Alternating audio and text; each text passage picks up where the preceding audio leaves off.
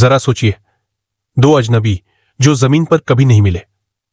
किस्मत ने उन्हें 30,000 फीट ऊपर आसमान में आमने सामने ला खड़ा किया और वहीं उनकी जिंदगी हमेशा के लिए बदल गई। कभी कभी तकदीर ऐसे मोड़ लेती है जहां अनजान लोग एक दूसरे की जान और जिंदगी दोनों बन जाते हैं। यह कहानी है उसी चमत्कार की जो हुआ आसमान में उड़ते एक हवाई जहाज में। और यकीन मानिए, इस कहानी का हर पल आपको बांध कर रखेगा, इसलिए इसे अंत तक जरूर देखिएगा। कहानी की शुरुआत होती है एक सुबह से। दिल्ली एयरपोर्ट पर भीड़ लगी हुई थी। लोग अपने अपने गंतव्य की ओर जाने के लिए जल्दी में थे। कोई चेक इन काउंटर पर खड़ा था, कोई सुरक्षा जांच से गुजर रहा था। इसी भीड़ में एक साधारण सा लड़का भी खड़ा था, जिसकी आंखों में उत्सुकता थी, लेकिन चेहरे पर थोड़ी घबराहट भी साफ दिख रही थी। वह पहली बार हवाई जहाज में सफर करने जा रहा था। उसका नाम था आरव। उम्र मुश्किल से 23-24 साल। साधारण कपड़े, एक छोटा बैग और हाथों में टिकट की पर्ची कसकर पकड़ी हुई। आरव खुद से बड़बड़ाया, पहली बार जहाज में सफर कर रहा हूं, पता नहीं कैसा होगा, बस सब ठीक ठाक निकल जाए। उधर बिजनेस क्लास के गेट की तरफ एक शख्स बड़ी शान से बढ़ रहा था। महंगे सूट में, हाथ में लैपटॉप बैग और पीछे पीछे एक सहायक। उसकी चाल और अंदाज देखकर कोई भी पहचान जाता कि यह कोई आम आदमी नहीं है। यह शख्स था विक्रम मेहता, देश का नामी गिरामी उद्योगपति। मीडिया में अक्सर उसकी तस्वीरें छपती थीं। अखबार उसे स्टील किंग कहकर बुलाते थे। लोग एयरपोर्ट पर उसे देखकर आपस में फुसफुसाने लगे। किसी ने कहा, देखो देखो, ये वही विक्रम मेहता है ना, अरबपति बिजनेसमैन।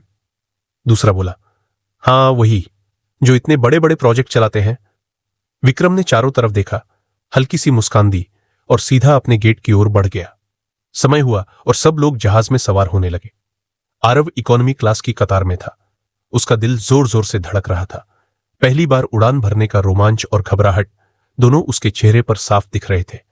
वह बुदबुदाया, चलो देखते हैं यह हवाई जहाज अंदर से कैसा होता है। जब आरव ने सीट पाई और खिड़की से बाहर झांका तो उसकी आंखों में चमक आ गई। धूप बादलों के बीच से छनकर रनवे पर पड़ रही थी। जहाज के पंखों पर हल्की चमक थी। उसे लगा जैसे कोई सपना सच हो गया हो। तभी उसके सामने की सीट पर बैठा एक बुजुर्ग सज्जन बोले, पहली बार उड़ रहे हो बेटे? आरव थोड़ा सकपकाया, जी हां, पहली बार। वो बुजुर्ग मुस्कुराए, डरो मत, एक बार उड़ान भरने के बाद तुम्हें आदत हो जाएगी, बस सीट बेल्ट कसकर लगाना। आरव ने हां में सिर हिला दिया। कुछ ही देर में जहाज ने उड़ान भरी।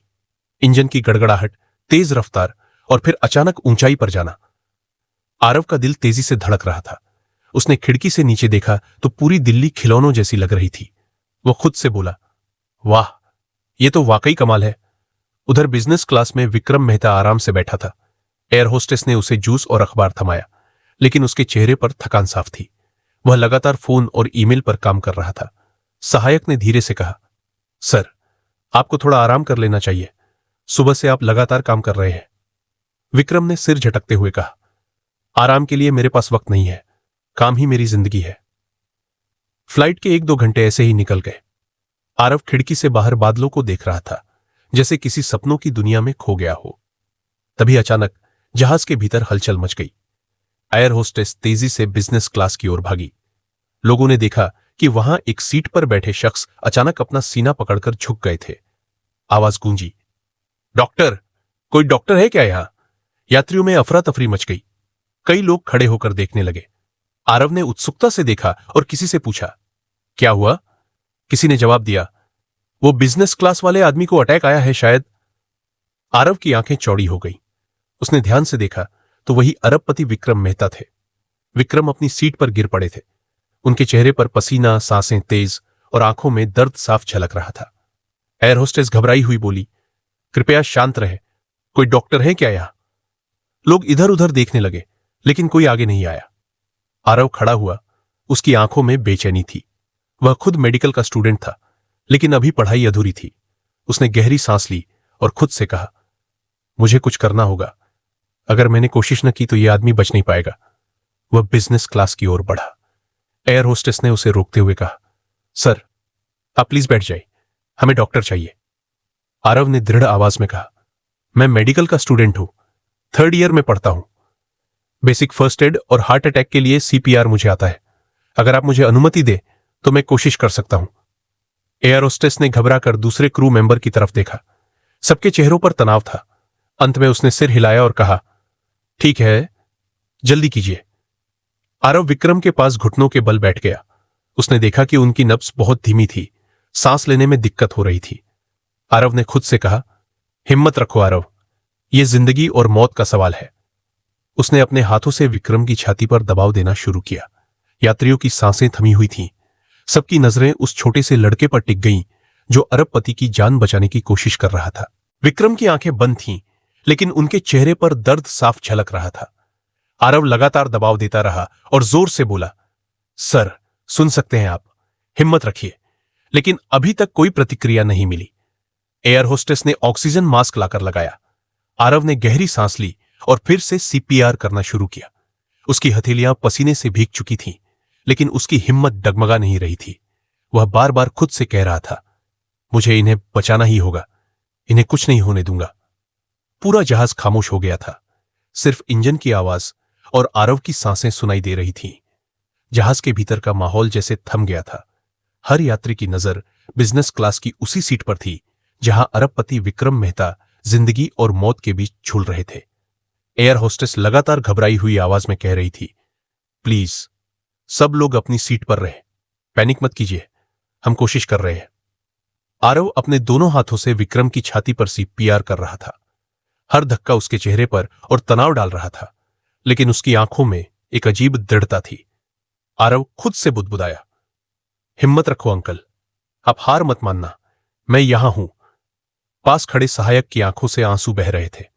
उसने कांपती आवाज में कहा, कृपया इन्हें बचा लीजिए, ये मेरी जिंदगी के मालिक जैसे हैं। अगर इन्हें कुछ हो गया तो सब खत्म हो जाएगा। आरव ने उसे देखे बिना कहा, घबराइए मत, आप बस ऑक्सीजन सिलेंडर तैयार रखिए। उसने जोर से छाती दबाई, फिर कान विक्रम की सांसों के पास ले गया। बहुत हल्की टूटी सी सांस सुनाई दी। आरव ने राहत की सांस ली। अभी वक्त है, इन्हें बचाया जा सकता है। एयर होस्टेस ने जल्दी से मेडिकल किट थमाई। आरव ने ग्लव्स पहने, फिर विक्रम की शर्ट के बटन खोले।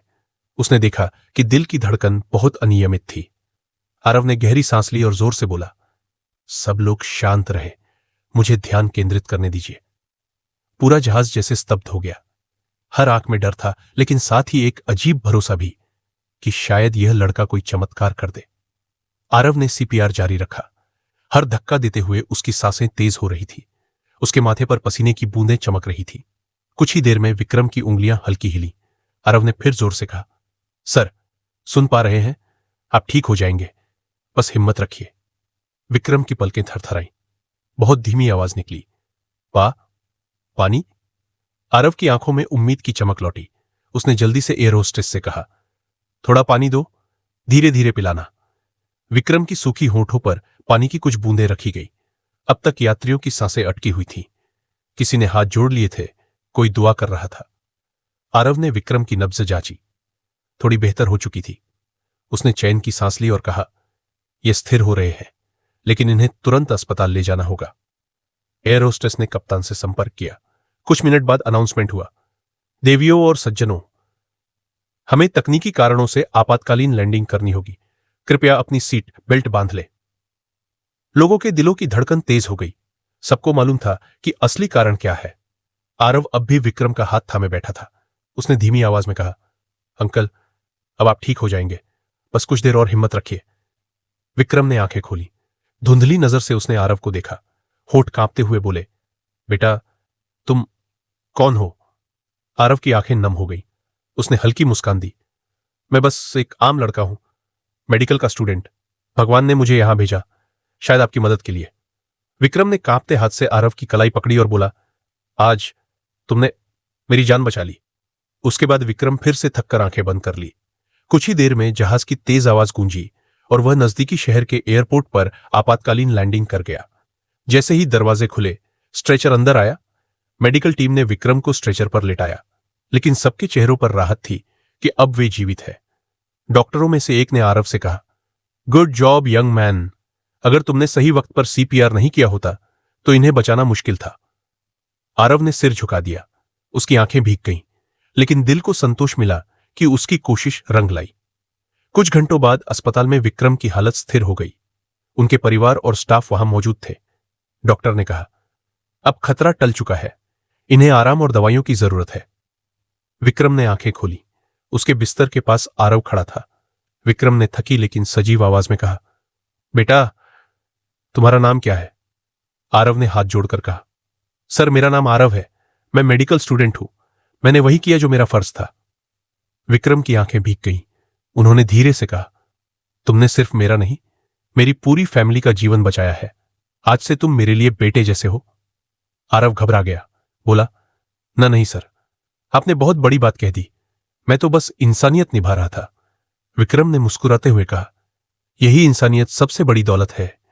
मेरे पास अरबों की संपत्ति है, लेकिन अगर आज तुम नहीं होते तो वो सब बेकार हो जाता। तुमने मुझे एक नया जीवन दिया है। आरव की आंखों से आंसू बह निकले।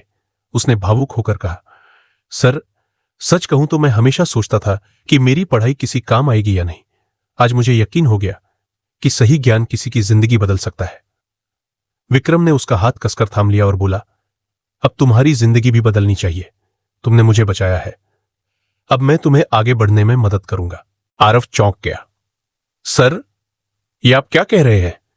विक्रम ने दृढ़ आवाज में कहा, मैं तुम्हारी पढ़ाई से लेकर करियर तक हर जरूरत पूरी करूंगा।